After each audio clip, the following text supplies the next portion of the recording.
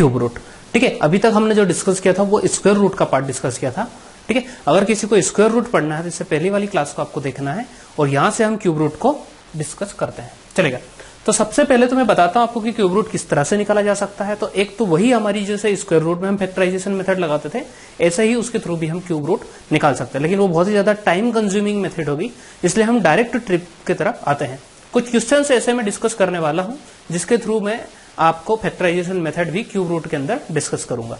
ठीक है, तो चलेगा, तो हम देखते हैं क्वेश्चन यहां पर लेते हैं। सबसे पहले तो देखिएगा, एक मैंने सपोज एक एग्जांपल लिया 15625। सबसे पहले तो मेरे को कैसे पता चलेगा कि इसका क्यूब रूट निकालना है या फिर स्क्वायर रूट निकालना है। तो देखिएगा, क्यूब रूट स्क्वायर रूट निकालने के लिए मेरे को सबसे पहले यहाँ पर खोपचे में देखना पड़ेगा। ठीक है, अगर खोपचे में कुछ भी नहीं लिखा है तो क्या मानना है आपको, हमेशा स्क्वायर रूट निकालना है। और अगर यहाँ पर 3 लिखा हुआ है तो हमें हमेशा क्यूब रूट निकालना है।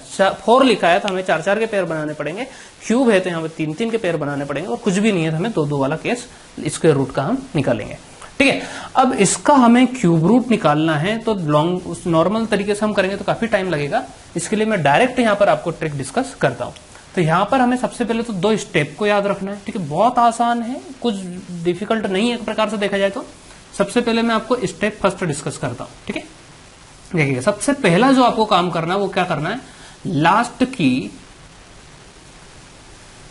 3 डिजिट को अंडरलाइन करना है, वहां लास्ट डिजिट को क्यूब के पीछे देखना है। ठीक है, सबसे पहला शुभ काम क्या करना है आपको, लास्ट की 3 डिजिट को अंडरलाइन करना है, वहां लास्ट डिजिट को क्यूब के पीछे देखना है। तो हम 5 को देखेगा, किसके पीछे आएगा, 5 हमारा 5 के पीछे आएगा। ठीक है, देखिए यहां पर 1 के पीछे 1, 2 का 8, 3 का 7, 4 का 4, 5 का 5, 6 का 6, 7 का 3, 8 का 2, 9 के पीछे क्या रहा है 9, और 10 के पीछे 0। ये यहां पर हमें फायदा है। ठीक है, स्क्वायर रूट में हमें हर डिजिट 2-2 बार रिपीट हो रही थी, इसलिए हमें थोड़ा सा एक्स्ट्रा मेहनत करनी पड़ रही थी। यहां पर हमारा 3 से 5 सेकंड के अंदर आंसर आ जाएगा कहीं पे। ठीक है, तो 5 के पीछे क्या हो गया, हमारा 5 हो गया, 5 के क्यूब के पीछे। अब स्टेप नंबर 2, शेष संख्या को क्यूब के बीच में देखना है, वह हमेशा स्मॉल डिजिट लेना है।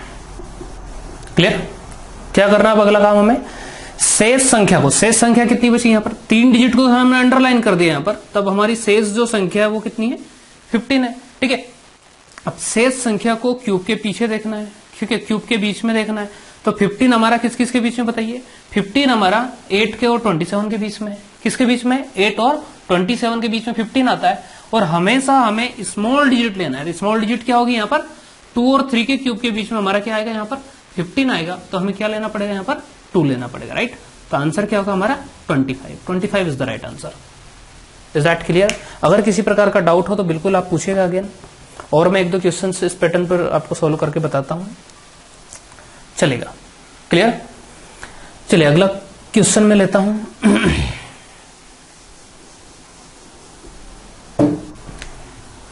175,616 का आपको क्या निकालना है, क्यूब रूट निकालना है।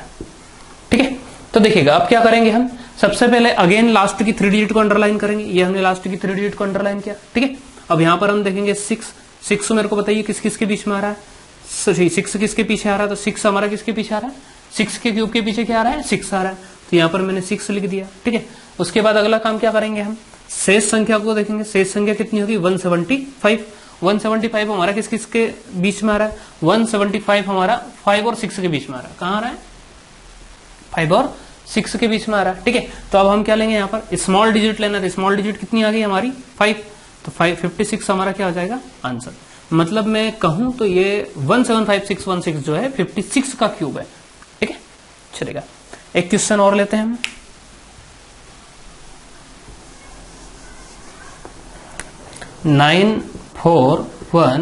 192। ठीक है, अब इसका हमें क्या निकालना है, क्यूब रूट निकालना है। ठीक है, अब देखिएगा कैसे निकालेंगे क्यूब रूट। अगेन वही करना है हमें, लास्ट की 3 डिजिट को हमने अंडरलाइन किया, लास्ट डिजिट हमने 2 लिया, 2 हम देखेंगे किसके पीछे आ रहा है, 2 हमारा आ रहा है 8 के पीछे। ठीक है, 8 के क्यूब के पीछे कितना आ रहा है, 2 आ रहा है। तो यहां पर मैंने क्या करूंगा, 8 मैंने यहां पर लिख दिया।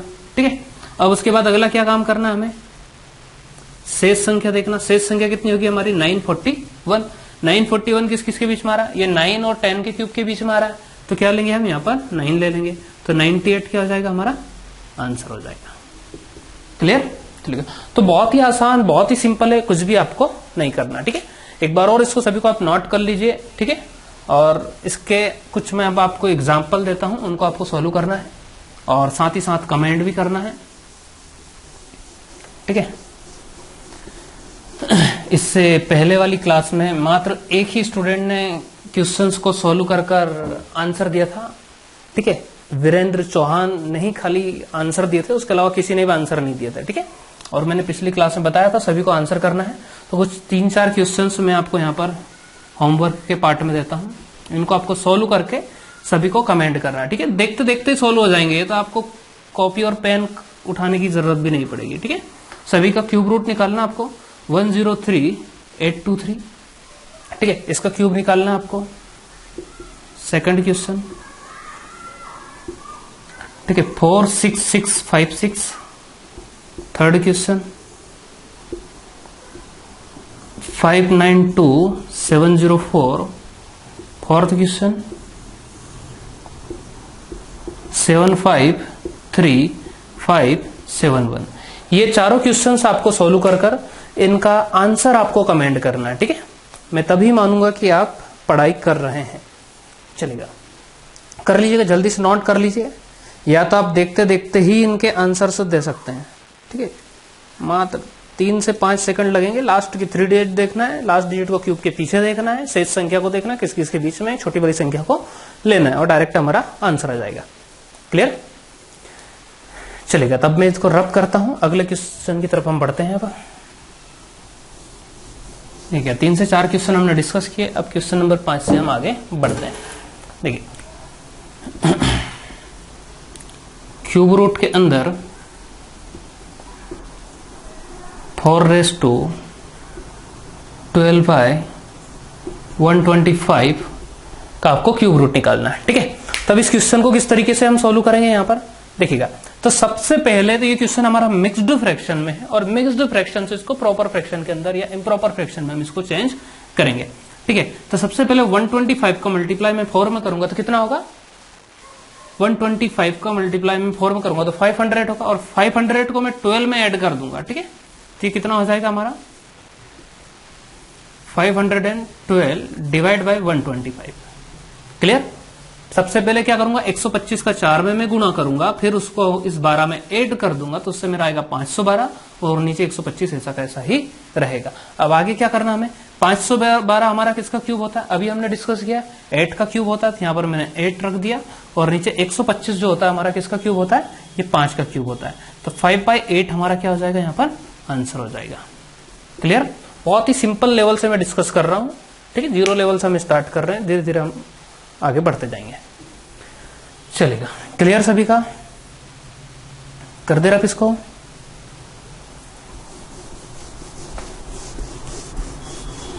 चलिए अगले क्वेश्चन की तरफ हम बढ़ते हैं। क्वेश्चन नंबर 6, क्यूब रूट के अंदर 0.000216। अब इसका हमें क्या निकालना है, क्यूब रूट निकालना है। ठीक है, तो क्यूब रूट अब हम किस तरीके से निकालेंगे, अगेन वही सेम तरीका, जैसे दशमलव वाले हमने स्क्वायर रूट के अंदर डिस्कस किए थे, वैसे ही हम यहां पर भी डिस्कस करेंगे। ठीक है, तो मैंने क्या बताया था वहां पर कि दशमलव के बाद जितने डिजिट है, ठीक है, दशमलव के बाद कितने डिजिट है, 1 2 3 4 5 6, डेसिमल के बाद हमारी यहां पर 6 डिजिट है, तो नीचे हम क्या करेंगे, ऊपर से दशमलव हटाएंगे और नीचे 1 के बाद 6 जीरो लगा देंगे। क्लियर, क्या करेंगे, दशमलव के बाद जितने डिजिट है उतने ही हम नीचे 1 के बाद 0 लगा देंगे। कल भी मैंने बताया था, किसी के मन में ऐसा कुछ विचार तो नहीं आता कि ये 3 0 से 3 0 को उड़ा दें। ठीक है, ऐसा कुछ आए तो आप मेरे को कॉल करके पूछ सकते हैं। चलेगा, ये 3 0 को हम क्या करेंगे, यहां से रब कर देंगे, ठीक है, क्योंकि इनका कोई यूज नहीं है। अब हम क्या करेंगे, क्यूब रूट निकालना है। 216 किसका क्यूब होता है, ये हमारा 6 का क्यूब होता है। क्लियर, 216 हमारा 6 का क्यूब होता है। और ये जो हमारा क्यूब होगा, ये 100 100 100 के कितने पेयर बन गए, 3 पेयर। और क्यूब रूट की बात हो रही है, इसलिए हम क्या करेंगे, यहां से एक 100 को निकाल के ले आएंगे बाहर, ठीक है। और नीचे से 2 जीरो हटाएंगे। अब देखो डेसिमल में आंसर लेकर आना है हमें, डेसिमल में क्वेश्चन था तो आंसर भी किस में आना चाहिए, डेसिमल में आना चाहिए। तो ये 2 जीरो को मैंने यहां से हटाया, तो ऊपर 2 डिजिट के बाद दशमलव लगा दूंगा। तो करेक्ट जो आंसर होगा वो होगा मेरा 0.06 हमारा आंसर होगा।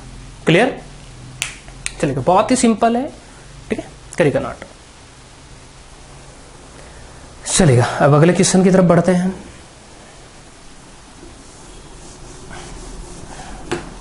पॉइंट 0.00729, ठीक है, सेम पैटर्न का क्वेश्चन है, कुछ भी नहीं करना, वेरी सिंपल। अगेन एक बार और मैं बताता हूं आपको, दशमलव के बाद कितनी डिजिट है, 6 डिजिट है, तो ये दशमलव हटाया मैंने। ये एक के बाद मैंने कितनी जीरो लगा दी, 1 2 3 4 5 6, ये 6 मैंने जीरो लगा दी। ये 3 जीरो को मैंने यहां से हटा दिया। 729 कितना हो गया हमारा, ये हो गया हमारा 9 का क्यूब हो गया। और नीचे किसका क्यूब हो जाएगा, 100 का क्यूब हो जाएगा। क्लियर, अब नीचे से फिर हमने 2 जीरो हटाया, ऊपर 2 डिजिट के बाद दशमलव लगाया, ठीक है। तो आंसर कितना आ जाएगा हमारा 0.09, ये हमारा आंसर हो जाएगा। क्लियर, चलिएगा, करते जाइएगा, नोट करते जाइए, बिल्कुल बहुत ही सिंपल लेवल में अपन डिस्कस कर रहे हैं। चलिए अगला क्वेश्चन डिस्कस करते हैं अब हम। देखिए 13.608 का होल स्क्वायर माइनस 13.392 का होल स्क्वायर का आपको क्यूब रूट निकालना है। क्लियर, अब सबसे पहले तो मेरे को आप बताइए, इसको देखकर कुछ याद आ रहा है क्या आपको, बचपन का टाइम कुछ याद आ रहा है आपको? बचपन में एक फार्मूला हुआ करता था, A square minus B square बराबर क्या होता था, कुछ याद आ रहा है? ठीक है, देखिएगा, बचपन में एक फार्मूला होता था, A square minus B square equal to क्या होता था, ए प्लस बी और ए माइनस बी। ठीक है, ये ऐसे फार्मूले थे कोई 3-4 तो कि जो हमारे अंदर भरे हुए थे, कोई कभी भी पूछ ले तो हमारे अंदर से निकलने लग जाते थे। ये वही फार्मूला है, ये भी चलेगा। तो इसका मतलब होता है सबसे पहले एक बार ऐड करना और एक बार लेस करना है। ठीक है, तो सबसे पहले इन दोनों को हम एक बार जोड़ देते हैं। यहां पर मैं जोड़ देता हूं 13.608 और 13.392। सबसे पहले मैं ऐड करता हूं, देन उसको लेस करता हूं। ठीक है, तो देखिएगा 8 और 2 कितना हो गया, 10 का जीरो कैरी आया, 1 9 और 1 10 का जीरो कैरी आया, 1 6 3 10, 1 के साथ 10 का जीरो कैरी आया 1, और 3 3 6 और 1 कितना हो गया 7, और 1 और 1 कितना हो गया 2। और आई होप ये बात तो आपको पता होगा कि दशमलव के बाद भी जीरो का कोई महत्व नहीं होता है। ठीक है, होता क्या, नहीं होता। ठीक है, अब ये 27 हमारा कहां पर आ जाएगा, एक बार ऐड करके लिख देते हैं। तो मैंने डायरेक्ट लिख दिया 27। ठीक है, मैं अब इसको पूरा डिटेल में नहीं कर रहा हूं। ठीक है, ये स्टेप में छोड़ दे रहा हूं, डायरेक्ट ये फार्मूला मैंने अप्लाई कर दिया। एक बार मेरे को ए और बी, मैंने ये ए मान लिया और ये क्या हो गया मेरा बी हो गया, इन दोनों को एक बार जोड़ दिया तो 27 आया। अब एक बार इन दोनों को क्या कर देना है मेरे को, ए माइनस बी, इन दोनों को एक बार क्या कर देना है, लेस कर देना है, घटा देना है। ठीक है, तब मैं घटा देता हूं यहीं पर ही। ठीक है, अब देखिएगा माइनस करेंगे इसको तो कितना हो जाएगा, 8 में से हमारा 2 गया, कितना बचा 6, 10 में से 9 गया, कितना बचा 1, और 6 में से 4 गया, कितना बचा 2, तो आएगा पॉइंट का 216। ठीक है, यहाँ पर किसी के मन में आ रहा होगा कि सर 6 में से 4 कैसे घटाया अपन ने, हम तो सर 5 में से 3 घटाते। आप जैसा भी कर रहे हैं करिएगा, ये 2 ही आएगा। ठीक है, तो ये आ गया हमारा पॉइंट का 216। तो ये मैंने पुट कर दिया यहाँ पर पॉइंट का 216। क्लियर, अब क्या करेंगे हम, ये दशमलव हटाएंगे यहाँ से, ये दशमलव मैंने यहाँ से हटाया तो नीचे क्या हो जाएगा बताइए, 1 के बाद 3 जीरो लग जाएगा। क्लियर, क्यूब रूट नहीं भूलना है, क्यूब है ये। ठीक है, अब आगे हम क्या करेंगे, अब डायरेक्ट या तो मैं इसको एक ही स्टेप में सोल्व कर देता हूँ। यहाँ पर 27 किसका क्यूब होता है, तो ये होता है हमारा 3 का, और 216 हमारा किसका क्यूब होता है, ये होता है 6 का, और 1000 हमारा किसका क्यूब होता है, 10 का होता है। क्लियर, तो 6 3 कितना हो गया 18, और नीचे हो गया 10, जीरो हटा दशमलव, आंसर कितना होगा 1.8, and 1.8 is the right answer. Is that clear? चलेगा, तो 1.8 हमारा क्या होगा यहाँ पर आंसर होगा, करेगा नोट। चलिए अगला क्वेश्चन हम डिस्कस करते हैं इसी के साथ।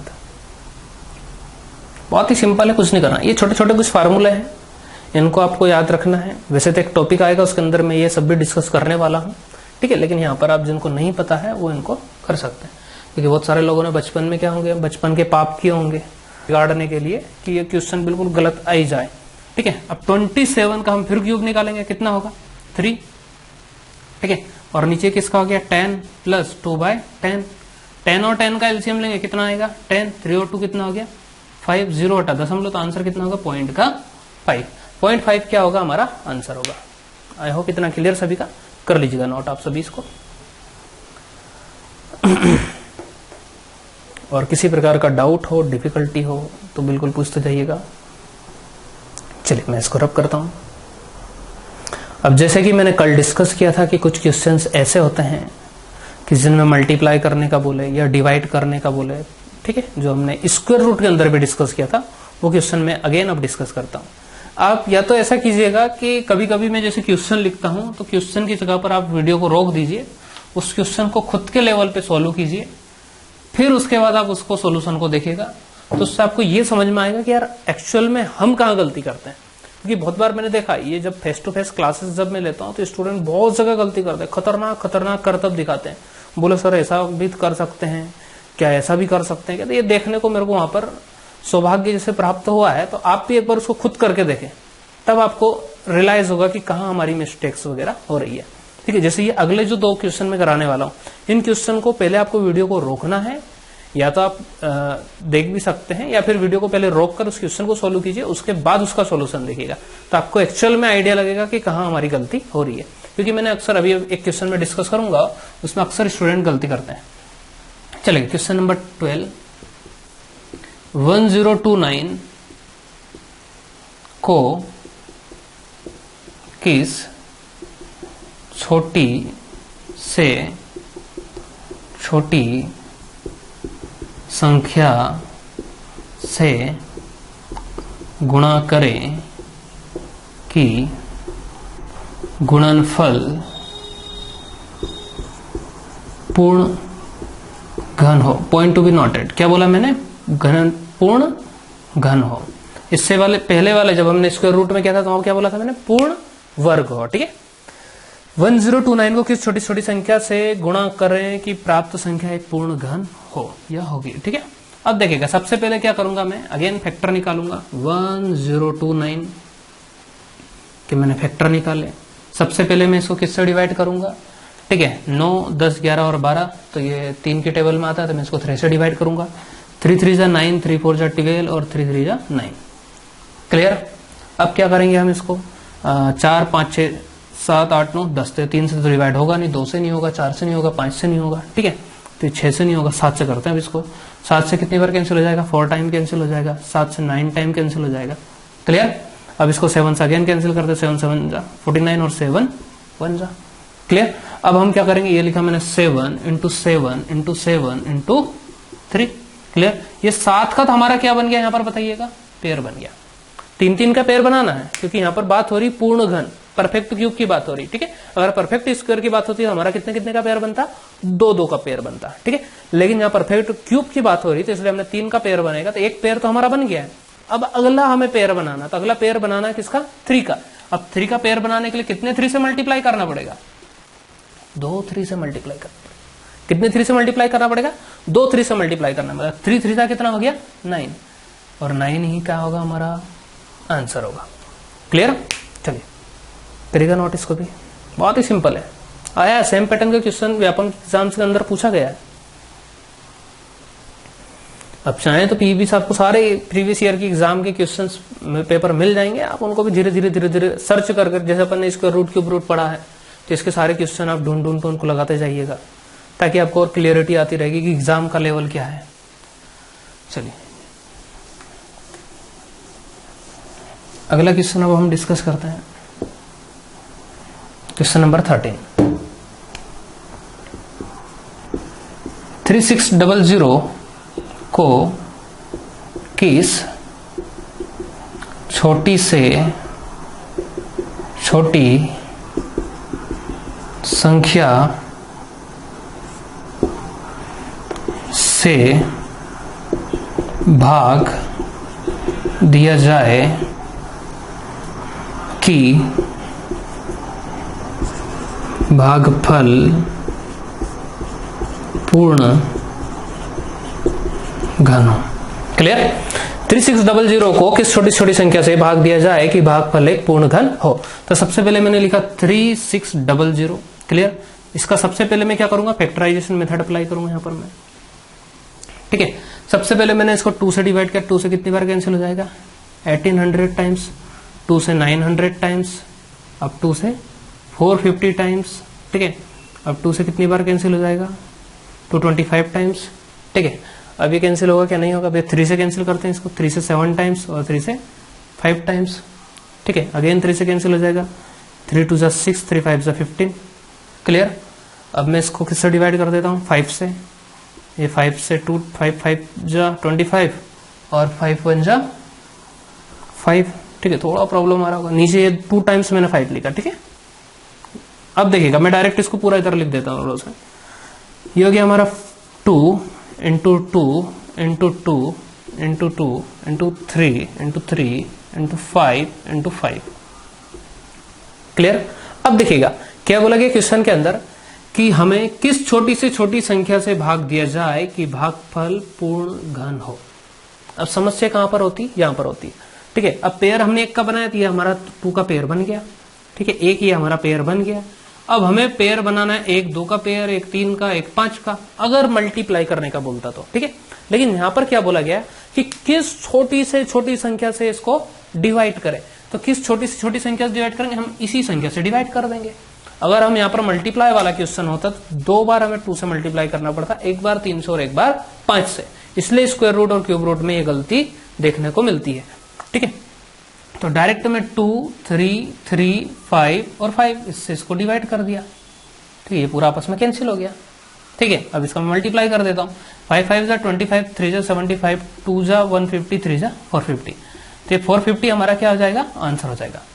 क्लियर? क्योंकि 450 से जब हम इस संख्या को डिवाइड करेंगे तो हमारा मात्र 8 बचेगा, और 8 क्या होगा? हमारा सबसे छोटा। जब हमने संख्या से इसको डिवाइड किया तो ये जो वैल्यू निकल कर आएगी 8, वो हमारी परफेक्ट क्यूब होगी। ठीक है, तो हमने डिवाइड जो करना है वो किससे डिवाइड करना? 450 से डिवाइड करना। चलेगा?